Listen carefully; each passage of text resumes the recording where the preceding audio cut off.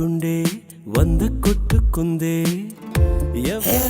నువ్వు వైజాగ్ పల్లవి కాదు, తిరుపతి సరస్వతి. ఇదేం గెటప్?